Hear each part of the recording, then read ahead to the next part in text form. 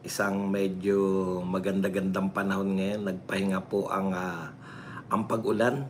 Kaya yung mga gustong makauwi, yung mga na-stranded ng ilang araw sa kung saan saang motel, no? Wala na kayong katwiran.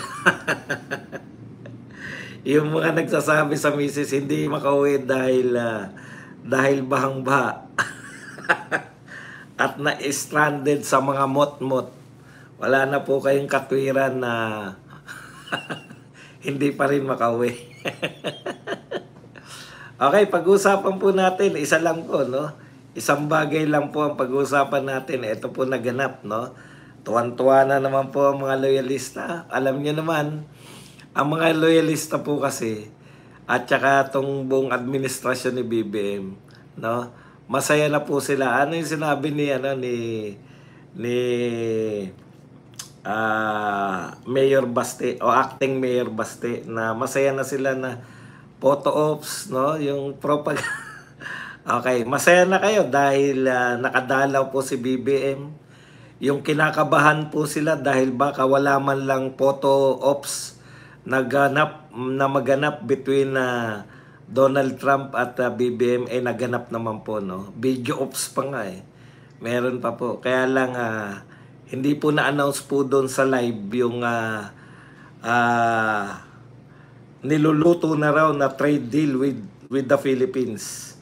Akala ko yung magkakaroon tayo ng magandang no, trade deal After po ng meeting, in-announce po sa social media na nila Donald Trump yung napakagandang trade deal po sa Pilipinas. Okay. Bakit po maganda? Maganda para sa kanila. Maganda po para kay Donald Trump. Tayo pa, dumayo pa tayo doon. Para sa one-sided na trade deal, nakakawa. Yan po ang pag-usapan natin, ang pagtatagpo ni Donald Trump at ni BBM sa US Capitol, sa White House po, no? Ang gandang oportunidad para sa photo ops. Pero ano po ang katotohanan? Parang naging dekorasyon lang po si BBM. Unlike po ng mga state visits, hindi ko alam kung state visit to o working visit. Malamang working visit lang. Kasi walang state dinner unlike po ng mga nauna, yung tatay niya, ang ganda na state visit. Napanood ko, batang-bata pa ako noon Napanood ko yung magandang state visit. Proud na proud talaga yung mga Pilipino nung at that time kasi pag state visit po, kasi parang pantay lang. Ito po, wala pong ganun no? Parang naging dekorasyon po. Na may press con si Donald Trump. Parang sinabay na, kinakailangan niya ba ng maganda ng para pag-uwi naman sa Pilipinas. Maganda naman yung mga picture na dala-dala. Sinama po sa press conference. Bagamat open naman pong tanungin si BBM dun sa press conference, wala pong ma-interest. Kundi mga Pilipino. May dalawang Filipino reporter na nagtanong In fairness naman, nakasagot naman po si BBM ng mga motherhood statement nga lang, no? Motherhood. Okay. Hindi naman alalay. Kumbaga pwede naman talagang tanungin si BBM. Kung napanood nyo po kasi, ang setup po, pinakilala ni Donald Trump na may bisita siya, si BBM, kapartner ng US. Ayan, ganun po yung setup no? Nakita ko po, bagamat sinabi naman ni Donald Trump na may problema si BBM sa other president, syempre, eto ang kinikilala niya kasi eto nakaupo Pero iba po talaga nung panahon ni Tatay Digong. Nung pag nagkikita po si Donald Trump at si Tatay Digong, makikita mo yung rapport nila no? Yung equal footing. Dito po parang alam mo na no? Hindi talaga sila at isa isa't isa. Talagang si Donald Trump, ang pakay niya doon, mag-announce. Ang lalaki po ng announcement ni Donald Trump tungkol po sa nangyayari sa US. Kaya Bagamat open po lahat ng reporter, wala pong reporter na taga-US. Anyways, maaga po tayong maaga po tayong pinagtatangka ang gurgurin. Okay, anyways, balik po tayo rito. Nakikita ko po nagtatawanan sila, nagjo-joke sa bawat isa. Humarap man sila sa press conference. Hindi po si Donald Trump yung nagdadala nga, si Tatay Digong nga mas maraming joke di ba?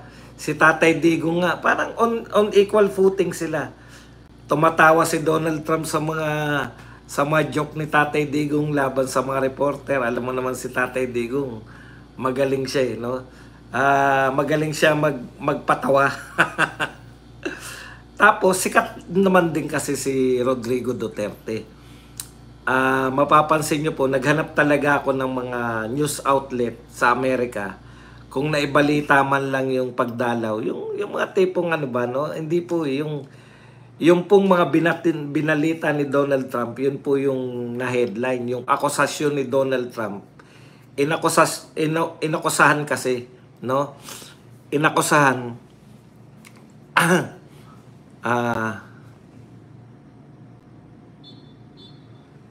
Mamaya po mga tanong Mamaya po sasagot tayo sa mga tanong. Inakusahan po kasi ni Donald Trump ang dating presidenteng si Obama na balak siyang ikudita. Hindi naman yung Russian Gate na tinatawag ni Donald Trump na balak siyang siraan sa publiko para madiskaril yung kanyang pagiging presidente, yung pagboto. Parang fake news, no? Yung Russian Gate na alam natin putok na putok yan Yung Russian Gate na sinasabi na meron daw sabwatan si Donald Trump with Vladimir Putin para manalo siya sa Amerika. Na yun po yung pinalaganap nila nung unang termino ni Donald Trump. Tangka na naman ngayon, no? So ang pinagbibintangan ni Donald Trump na leader dito po sa paninira laban sa kanya, walang iba kundi itong si Obama. Yun ang tinatawag niyang ring leader. Nakasama po ni Obama si Hillary Clinton. Kasama sa circle na gustong magpabagsak sa kanya. Gustong masira yung kanyang kandidatura noon. At saka gustong nung siya'y nakaupo na, gustong masira yung pabagsakin yung kanyang administrasyon. 'Di ba? Kung di ako nagkakamali inanon din nila si Donald Trump. In-impeach din nila. Teka lang, kinakailangan na natin siguraduhin. Alam ko in-impeach nila si Donald Trump nung unang di ba? Pero para makasiguro lang, mahirap na of Donald Trump.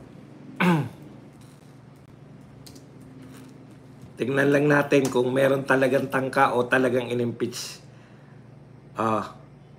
He was impeached for a second time in 2021. So meron serye, second nga 2 beses pala. Kala ko first impeachment lang. So meron talaga yung unang termino ni Donald Trump, nagkaroon po ng impeachment laban sa kanya. Ayan po, ang bintang niya na yan, nang naninira sa kanya, may nilabas silang dokumento, ay si Obama.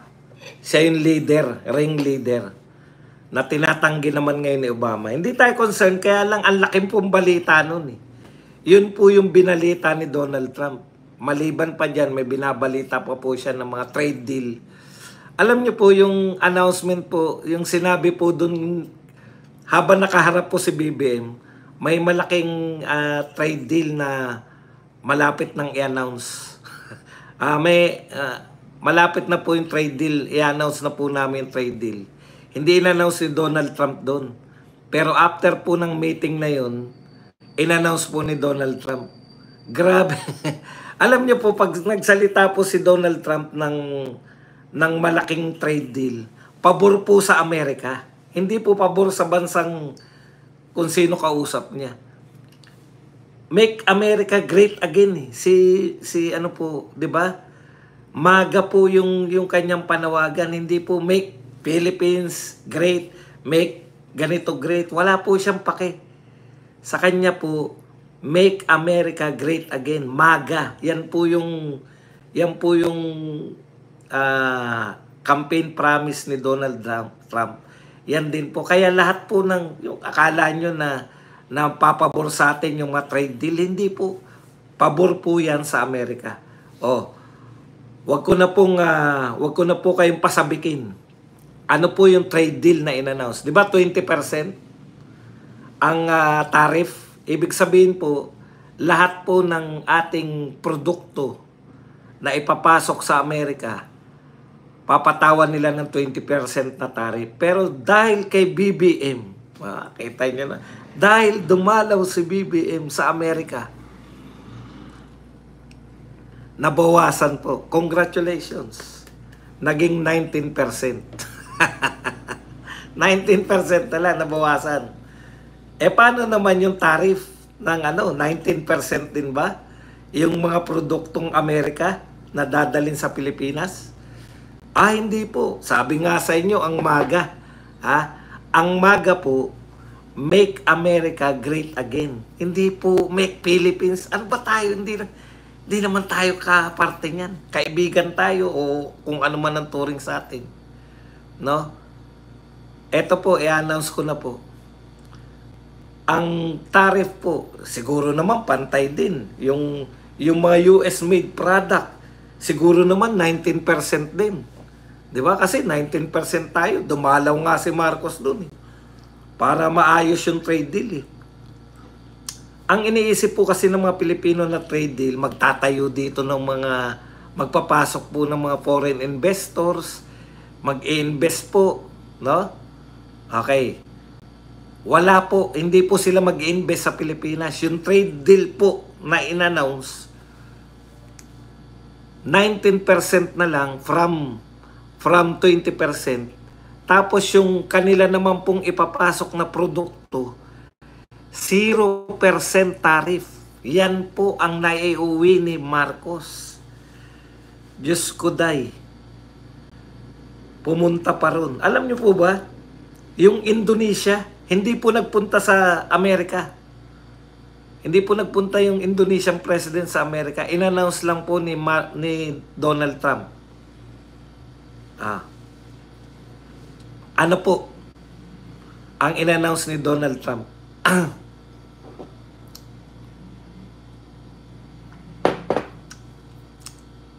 Sa Indonesia, 90% yung papasok na produkto ng Indonesia, 0% din ang tariff nila. Parehas lang. Ibig sabihin po, hindi po espesyal yung pagdalaw ni BBM dun. Yung hindi dumalaw, ganun din eh. Lugi din. Lugi din tayo eh. In-announce na po to. Ito po. Baka sabihin nyo, gawa-gawa naman ni Badong to. Sabihin ko po sa inyo kung saan nyo po mababasa. Yan po ay mababasa nyo sa Fox News.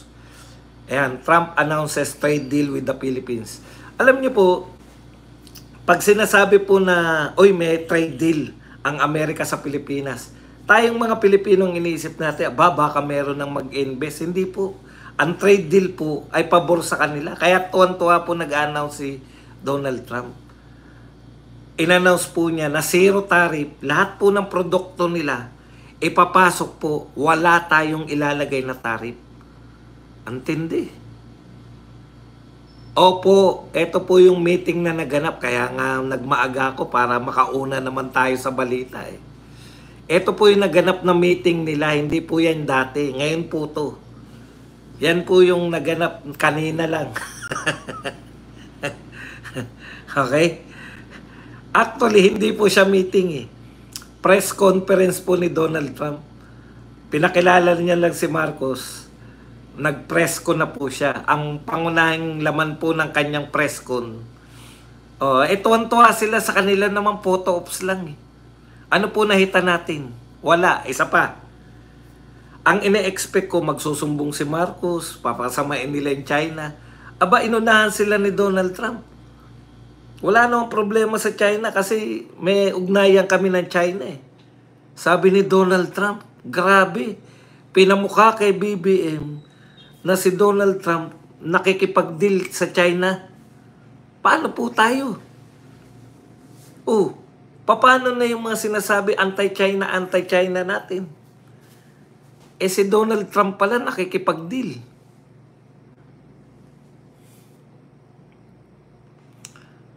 Si Donald Trump po nakikipag-deal ngayon sa China. Tapos tayo, panay atake pa na. Yung iniisip natin na susuporta sa atin laban sa China, in-announce po ni Donald Trump, nakikipag-deal din sa China. Alam niyo po kay Donald Trump, maga, wala po siyang pakialam sa mundo. Hindi po siya yung mga naunang leader na gusto niya, kunwari, na may pakialam sila sa mundo. Si Donald Trump po wala. Wala silang pakialam sa mundo.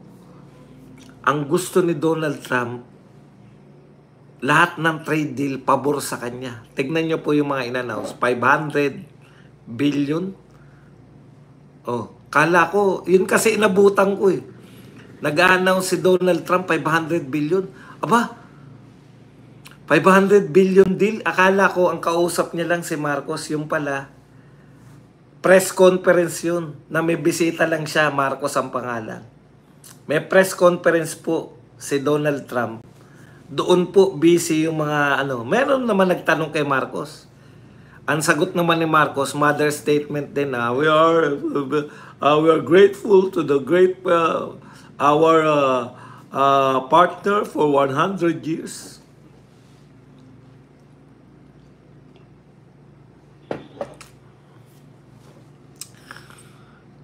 Pinagpalit ni BBM yung makipagharap kay Donald Trump para lang po i-announce ni Donald Trump na hindi nakaharap si BBM na 19% ang tariff natin. Sila, pumayag tayo na lahat ng papasok na produkto ng Amerika sa Pilipinas ay 0% tariff. Mumura na. Magmumura na po yung mga Ford. Ano ba yung mga galing sa Amerika ng mga Tesla? Baka magmura na yan. American made yun eh. Magmumura na yan kasi wala ng tax. Grabe, lahat ng American, alam niyo ba po ba kung bakit nagpupunta noon na? Ewan ko ngayon, hindi na yata ganyan yung sitwasyon. Kaya po nagpupunta noon, nung panahon po ng may US base pa rito sa Pilipinas. Kaya po nagpupunta at nagsha-shopping yung mga tao sa Subic. Naalala niyo yan, may mga edad na kayo eh. Ang tawag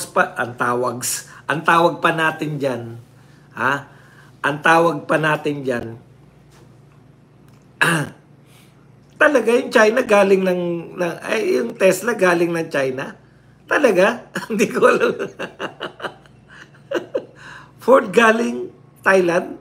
Talaga? Ayos Hindi, baka naman ano na yan kasi PX po ang tawag natin dyan. Naalala nyo? Pupunta tayo ron. Kasi mahilig tayo sa imported made in US eh. Kaya doon lang mabibili. Bakit nadayo ka ng Subic? Kasi tax-free. Yeah? Kaya mura yung imported na PX o imported na US product sa ano ngayon noon sa Subic. Kasi nga tax-free. Kung magkano, pambenta kasi yun sa mga Amerikano eh. Kung magkano po yung bili ng mga Amerikano, pwede mong bilhin, tax-free. Kaya dadayo ka, bibili ka na yung PX. May mga PX goods na binibenta. O sa US base dati. Okay. So ngayon, ganun na po mangyayari sa lahat ng US products. Hindi na lang po ngayon, China products yung magiging kalaban ng mga locally manufactured goods. Kung meron pa tayo ha. Hindi ko sigurado kung meron pa tayong locally manufactured goods eh. Ha? Oh. Nakipag-deal po tayo, pumunta po doon si BBM for photo ops, pero wala naman po dahil zero tariff po sila. Ano po yung dinil natin? Dumayo pa tayo para tanggapin yung deal na kahit hindi kayo marunong sa economics eh. 19% yung ating produkto. Pero yung produkto nila 0%. Saan ka nakakita ng deal na ganun? Sa tingin nyo kung Presidente Duterte papayag ng ganun? Hindi.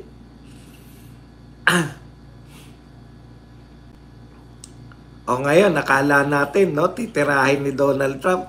Kaya, inunahan ni Donald Trump eh, tungkol sa China eh. Siyempre, alam nga namang siraan ni BBM yung China dun kay Donald Trump eh, makikipag-deal pala yung US. O ano na ngayon, yung mga anti-China. Nasa na, paano na yan ngayon?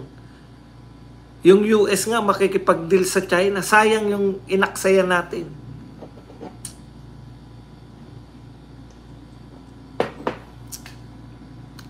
Sayang po yung pakikipagkaibigan natin sa China na nagsunog tayo sinunog natin yung tulay natin sa China.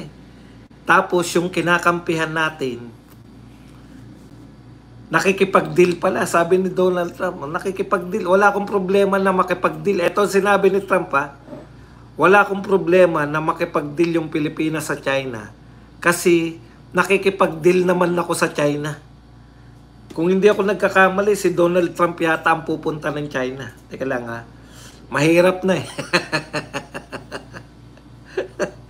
Mahirap na magkamali sa mga impormasyon.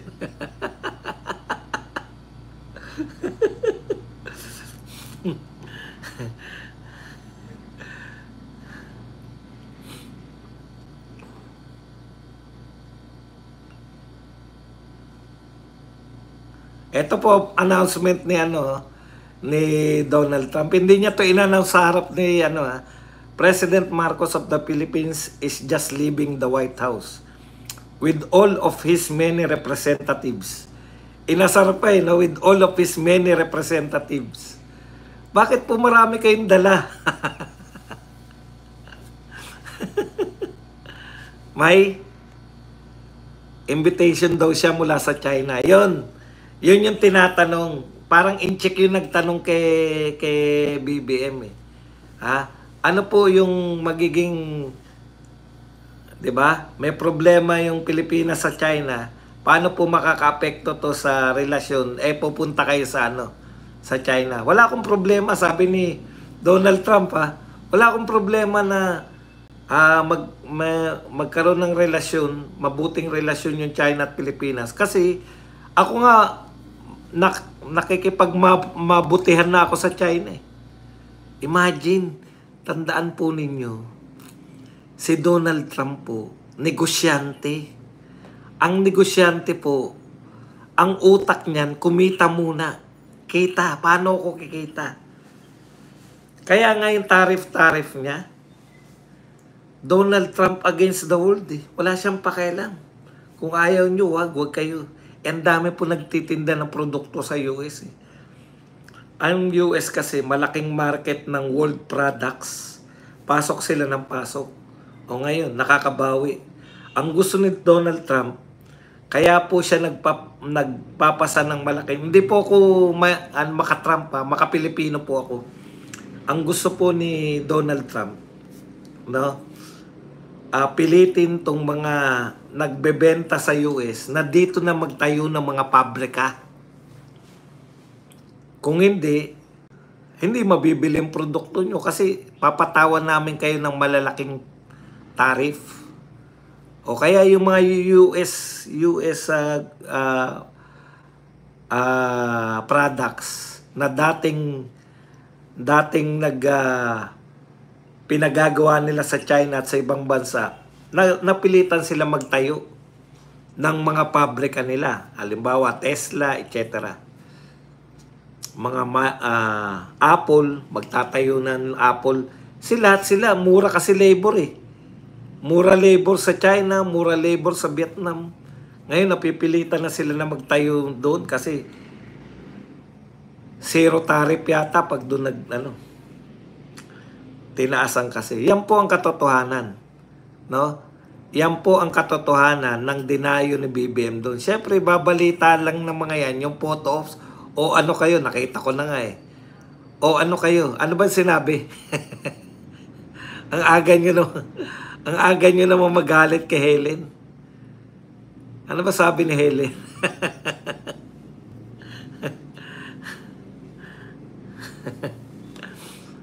Alam nyo, marami pong papasok na ng bastos ba? Okay na po yan. Kung ano po, yung Tesla po ay US product na made in China. Ganon ha. O, sige. Kaya nga, yun po ang gusto ni Donald Trump. Ngayon, kung akala natin, solve na kayo na pa-picture lang, di okay lang. Kasi nagpa-picture na si BBM. Pero ang lumabas po kasi, may press con si Donald Trump. At doon po interesado yung mga American journalists. Doon po sa announcement ni Donald Trump ng utak ng mga pagtatangkang matanggal siya sa pwesto.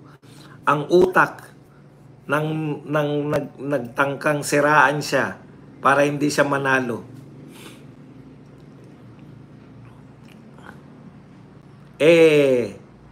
Si dating President Obama.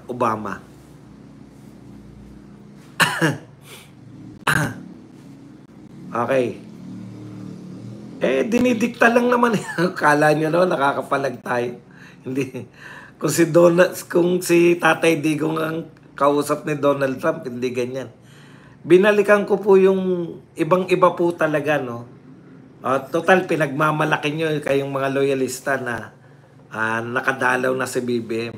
Pero balikan nyo yung samahan ni Donald Trump tsaka ni Tatay Digong. Nagbibiroan sila. Si BBM parang tense na tense eh. May nakita pa kayong pagbabago, nakasalamin na si Bongbong Marcos ngayon. Dati naman hindi naman nagsasalamin, di ba? Hindi ko po alam kung samantalang si Tatay Digong tsaka si Donald Trump talagang very close kasi parehong pareho silang popular eh. Hindi lang naman po si Donald Trump yung popular no.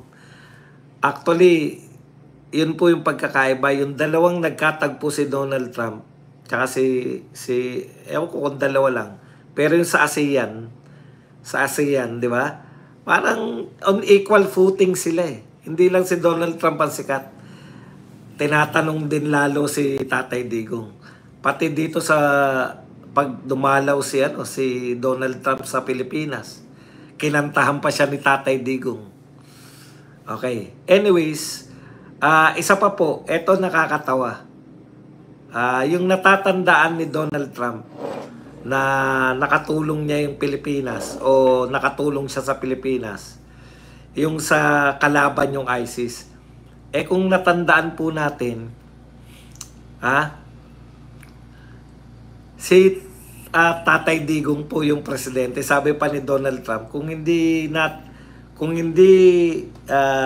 yung may malaki tayong problema sa ISIS, pero sa tulong namin napalayas ng Pilipinas yung ISIS, di ba? O kung hindi namin kayo tinulungan, baka hanggang ngayon baka hindi ikaw ang naging presidente. Si Tatay Digong yun eh. Si Tatay Digong po yung nagpalayas. 'Di ba yung ISIS, yung Maote. 'Di ba?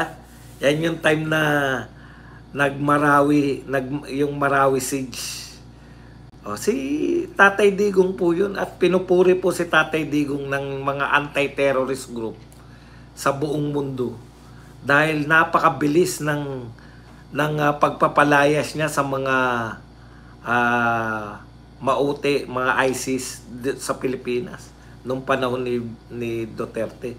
Nalito na lang si Trump.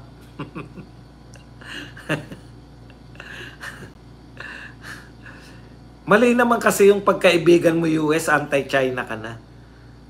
Diba? Ang tagal na sinasabi ng mga Duterte yan eh. Dapat ang Pilipinas, friends to all, enemies to none. Okay. May mga, dahil journalist at researcher po to si Jay Sonsa, inisa-isa na po ni Jay Sonsa yung mga natamo o naging pakinabang po natin. Maliban po sa nasabi ko, na halos naging dekorasyon lang po. Totoo po yun, panoorin nyo po. Wala naman pong may interest na magtanong kasi US press po yun eh. Hindi naman po yan na foreign. Iba po kasi yung mga foreign na press, di ba? Ito po US po ang kaharap ni Donald Trump. Ganun po ka-insignificant yung ating Pangulo ngayon sa harap po ng US press, no? Ni wala pong nagtangkang magtanong.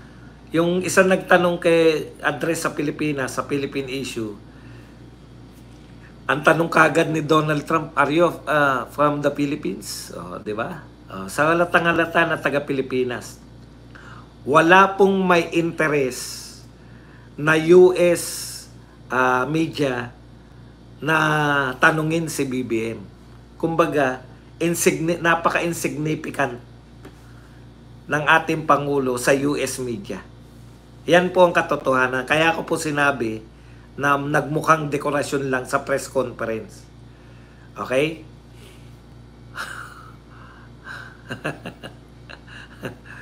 Yan lang po yung ano natin, no?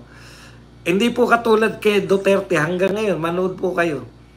Sabihin nyo lang po yung, ilagay nyo lang po sa YouTube yung relation, Donald Trump visits Duterte, mga ganun. Hanggang ngayon, yung US talagang na-amaze kasi sila eh. Sa popularity ni Tatay Digong, yung war on drugs niya, may impact kasi sa mundo. Yung mga ginawa po ni Tatay Digong, either you are against or you are pro, no? Or you, anak ng tinapay na nanood lang ako na US, kayo po ay kontra o kayo po ay sumusuporta kay Digong, may epekto po sa inyo. Si Tatay Digong. Ayon po kay Jay Sonsa, magaling na researcher talaga to si Kuya Jay. Manong Jay Sonsa eh. Ito po ang resulta, ilan sa resulta ng biyahe ni President Marcos. Una, nakabiyahe siya papuntang US na hindi kasama ang kanyang watiwat. Watot ang sinabi niya na si Lisa. For the first time po, nag-abroad si BBM na hindi kasama si Lisa Marcos. Kung bakit hindi kasama si Lisa Marcos, ay marami pong palaisipan yan. Alam naman natin kasi putok na putok dito. Alam natin na putok na si Lisa Marcos ay kasama ni Tantoco na nag-overdose dun sa US. At alam din po natin na kasalukuyan pong nagwa-war on drugs si Donald Trump. Nakuha ba niya kay Tatay Digong yung war on drugs? Kung hindi man niya kinokopya, malamang pareho talaga sila mag-isip.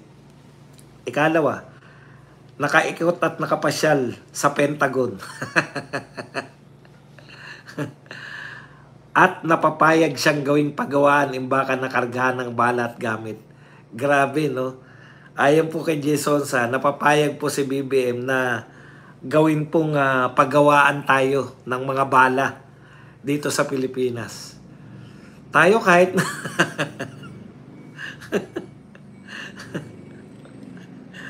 kahit na no? Kahit na na lang, bala siguro. Sige, dyan na lang kami. Tuwan-tuwa pa si BBM, isinisingit niya pa yun na parang ang laking achievement nun na hindi nga alam ni Donald Trump. Hindi nga alam ni Donald Trump yung sinasabi ni BBM tungkol sa mga ammunition. Okay, next. nakapamasyal at nakachika niya ang ilang opisyal ng State Department matapos siyang salubungin sa may entrance ng mga Pinoy protesters. Nakachika, may mga picture-picture. Malaking achievement sa zona yan. Pustahan tayo. Pustahan tayo, isa yan. Sa ipagmamalaki ni BBM. Ipagmalaki rin kaya ni BBM na zero tariff na yung mga US-made products dito sa Pilipinas. Lugin-lugi tayo, no? Unfair trade deal. Wala na pong unfair dyan. Lahat po ng ipapasok dito ng Amerika na produkto, zero tariffs. Antindi. Walang buwis. Ang Amerika po hindi magbabayad ng buwis. Ay wala po. Wala pong bilateral. Talagang mga opisyal lang. Nagtataka nga si Donald Trump. Tignan nyo, simple banat to ni Donald Trump. Takanta si Donald Trump Eto po. Simpleng, siguro pinagtatawanan ni Donald Trump. President Ferdinand Marcos of the Philippines is just leaving the White House with all of his many representatives. In-announce niya na paalis na po ang presidente ng Pilipinas kasama po ang sangkatutak niyang representatives. Grabe. It was a beautiful visit and we concluded our trade deal. Ayan Ito po, kinunclude daw yung trade deal whereby the Philippines is going open market. Open market. Lahat po ng ipapasok na produkto ng ng Amerika. Daig pa po ng American-made products yung ating Philippine product. Bakit po? May VAT tayo Yung gawa po sa Pilipinas, may tax po na 12%. Hindi ko alam, i-VAT, di ba? 12%. So kung gumawa ka sa Pilipinas ng produkto, tataksan ka ng 12% bago mo maibenta sa merkado. Yung Amerika po, pagpasok dito, zero. Wala po silang babayaran na tax. Para lang tayong, sige, bili lang kami ng bili. Pero tayo po, tuloy natin. Zero tariffs. Trump wrote in Truth Social. Hindi nga po pinagmalaki yung natin, no? One-sided lang po si Donald Trump Pinagmalaki niya po, the Philippines will pay 19% tariff. Ayan. In addition, we will work together militarily. Makikipagkutsabahan pa tayo sa military. It was a great honor to be with the President. He is highly respected in his country. Highly respected. As he should be. He's also very good and tough negotiator. Next time. Tough negotiator pala si BBM Palakpakan po natin. Pinuri ni Donald Trump, tough negotiator. Akalain nyo, pumayag siya na 0%. Lahat ng ipapasok ng US government dito, US product, walang tax. Zero tax. Tough negotiator Ini-insulto pa si... Tignan niyo ito, the Philippines, at President Marcos of the Philippines is just leaving with all of his many representatives. Sinisigurado na ni Donald Trump na lahat sila uuwi na. Wala nang maiiwan sa mga hotel at sing hooters. Tiniyak na all of his many representative ay uuwi na. Tough negotiator para sa US. Kayo naman, Hindi naman para sa Pilipinas. Grabe boses. Paano ako magagalit mamaya niyan sa Paano ako magagalit sa Birada Aguila niyan? Bala ko pa namang i-reserve yung galit ko mamaya. Eh wala na akong boses ngayon pa lang. Okay. Ito pa po ang sinabi ni nagkaroon din siya. Ito kay Manong Jason sa to. Ikalima. Ito raw po yung achievement ni Marcos sa pagdalaw sa US. Nagkaroon din siya ng chance na maging special front row audience sa isang press conference ni POTUS. Ang POTUS po, President of the United States of America. Donald Trump sa White House. O yan. Special front row siya. Tatawanan mo na lang. Tough negotiator daw si Marcos eh. Pumayag na zero tariff.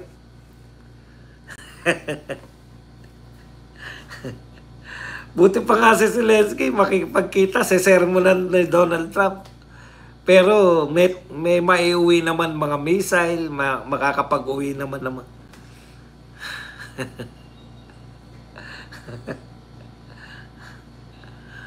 Tough negotiator. Putat tindi. Ika-anim, first time to na binigyan ng chance ang isang president ng isang bansa na maging witness at clapper sa pulong balitaan ng sitting US President lambasting China. First time daw po to na magkaroon ng audience na presidente. PBBM also established a first for any president, state visitor na hindi man lang pinarap o pinagsalita side by side with POTUS sa harap ng White House correspondents. Correct po yan. Lahat po ng mga US visitor na mga state of the head of the state, di ba lalabas? Si tatay niya ganun lalabas po sila. Tapos may forum po dyan. Kakaway sila sa mga White House reporter. Dalawa po sila nakatayo doon sa podium. Tapos, yan, tatanungin po sila pareho. Hindi po ginawa kay BBM yun. Sa tatay niya, ginawa yun. Di ba? Lahat po ng presidente, tatayo doon sa podium, interviewin. Parang naisingit lang, dito pwede ka na riyan. May press conference si President Donald Trump. Upo na lang po kayo dyan. Papakilala naman kayo. Mag-opening statement po kayo. Dapat pala dinala mo, Mr. President, yung sanay sa opening statement, si Models of Manila. Wala po nun, no? Wala po nun. Okay. Hindi po ang masakit yung 1% na nabawas. Ang masakit po yung zero tariffs. Wala na pong tax ngayon. Lahat ng US-made product.